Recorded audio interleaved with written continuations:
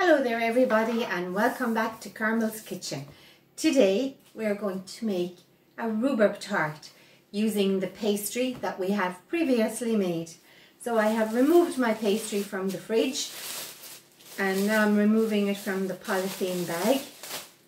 Okay, it's nice and supple because I took it out maybe 5 minutes ago. So now I'm going to lightly flour my board and I'm going to cut my piece of pastry in a quarter, just cut a quarter off, and this is the part then that I'm going to roll out. So I have prepared my plate and you just lightly grease it with a little bit of margarine. Okay, so there's my lightly greased plate. Rhubarb is in season now and it's really good. So in this bowl here I have chopped up into at least just over 1-inch pieces about 5 sticks of rhubarb. It's the same principle if we were making an apple tart, only you'd peel, core and slice your apples. Secret is get everything ready and then there will be no hassle. So again, when you're rolling your pastry, it's pastry, you want to eat it, you want it to stay nice and light. So nice, even, long strokes. Then don't flick your pastry over, turn your pastry. And just roll again. Okay, now so my plate is round, so I want my pastry to be round. So just turn it.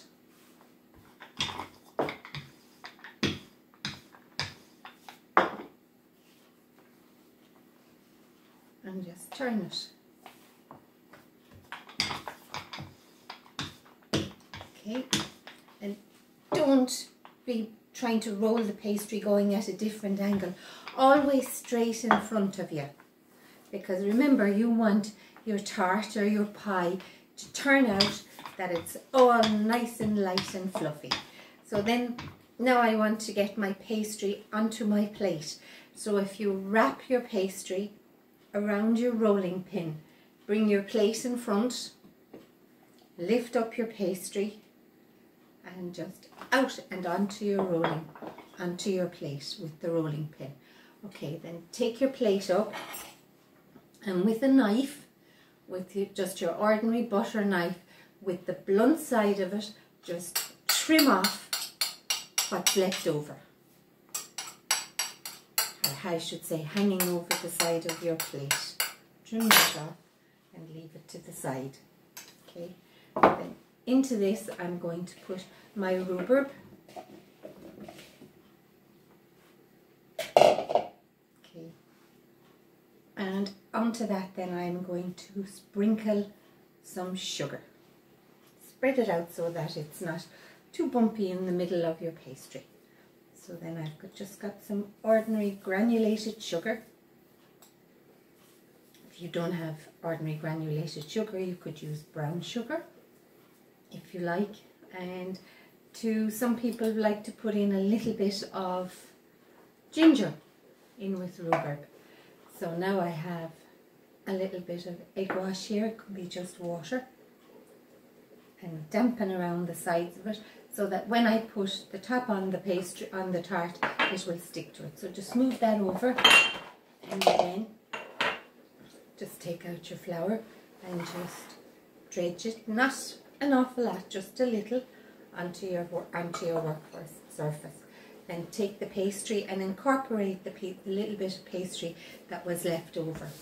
Again, don't be working at it too much because you don't want to be over handling it.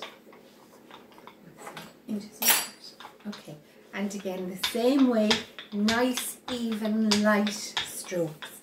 And turn your pastry, nice, even, light strokes.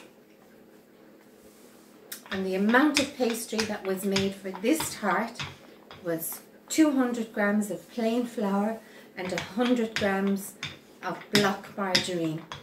And again, just roll. And again, just turn it. And this Don't be thinking to yourself, oh my goodness, it's going to stick, I need to put out some more flour. Don't, because the flour, then you're just messing around with the ingredients and you're altering the ingredients that you have used in your flour, in your pastry, sorry. I just turn it. Okay. So you just want it the same size as your plate again, so just have a little measure. Then take your rolling pin, wrap your pastry around it and lift it up and onto your tart. Okay, then put a little bit of flour on your thumb and go around and press it all the way around the sides, because you want to seal it.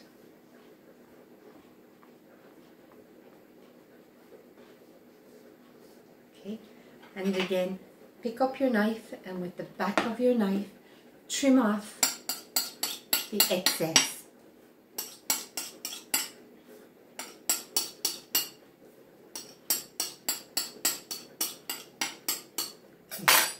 And that's it. And because it's a rhubarb tart, they tend to be a little bit juicy, so just with the blade of your knife, just push the pastry on the side of the plate. Okay, now you might prefer to make it in a pie dish. There's less likelihood of the juice escaping and running in your oven.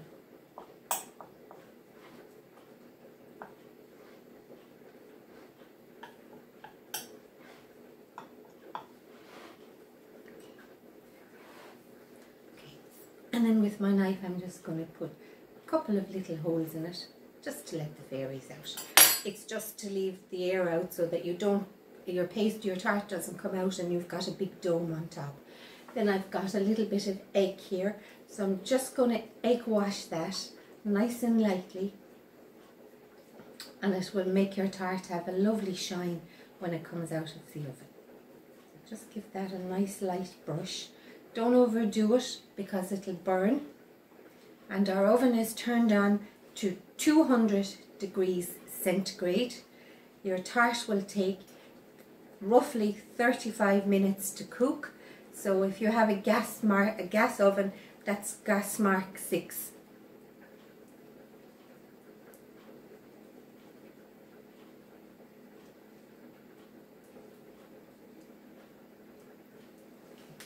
And that's going to go into my nice warm hot oven, and in 35 minutes hopefully you will have a rhubarb tart just like this. And just to give it a nice little fancy dressing, you could just sprinkle a little bit of sugar on the top. The best of luck and enjoy. See you again soon. Bye.